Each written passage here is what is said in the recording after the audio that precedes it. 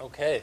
Thank you everyone for being here today, and I'm very honored to share a topic I find so crucial to everyone in this room, which happens to be compassion is a strength and not a weakness.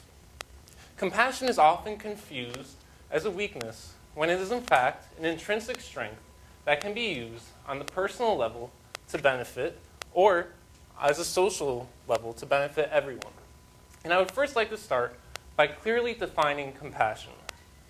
Compassion is the emotional response when perceiving suffering, including the authentic desire to help. Now, today I'm going to present to you with scientific data why compassion is a powerful tool that should be encouraged and nurtured. First, we need it to survive. It's in our very human instinct. Second, it improves the individual's well-being, both physically and mentally. And last, believe it or not, compassion can actually change the world. With that said, I would like to begin to share with you the compelling facts about compassion. Compassion is a natural instinct that we need to survive. A classic example of this is a mother's love and care and compassion for her offspring. The Max Institute in Germany recently found that infants and even chimpanzees and rats will go out of their way to help another, even if it means overcoming an obstacle. This shows that they're not simply helping for a reward, but that helping is the reward.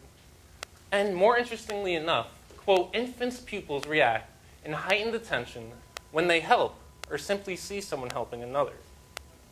Recent research from David Rand at Harvard University found that children's and adults' first instinct is to help.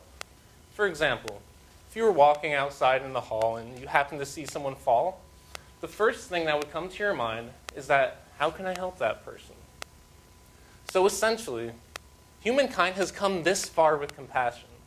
Therefore, we need it in order to continue to survive and to progress as a human species. And now it is clear that compassion is built into our very human spirit. But I would like to share with you the very interesting facts of how compassion can benefit the individual. First off, compassion naturally increases the level of endorphins and dopamine in the brain. The Association for Psychological Science found that those who are more compassionate and experience good connections to other people are more likely to have a strong immune system and also have a speedier recovery from diseases. Further, it was found that anxiety is directly linked to the me, myself, and I mindset that all of us are guilty of. However, compassion completely reverses these symptoms by putting one's focus on another person. Further, it was found that being deprived of social connection is more harmful for us than smoking, obesity, and even high blood pressure. However, someone who practices compassion and has meaningful connections to other people has a 50% better chance of living a longer life, is more trustworthy, more cooperative, and get this, even comes across more attractive to other people. So we can all understand how beneficial compassion is to the individuals. However, once we take a step back, a larger picture emerges. And the fact of the matter is that compassion can actually change the world. Social scientist James Fowler at UC San Diego recently found that acts of kindness and compassion is a contagious behavior that lasts for several hours. And not only this, but in the process of lifting others up, you make yourself happy without even knowing it. And let's think about this. The figureheads of society who have most impacted the world and inspired others have been those who practiced compassion and whose main goal was to lift others up.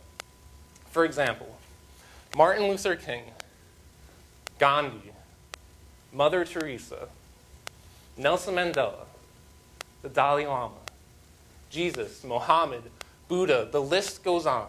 And this is not a mere coincidence. These are the very people who lift us up and inspire us to do the same for others.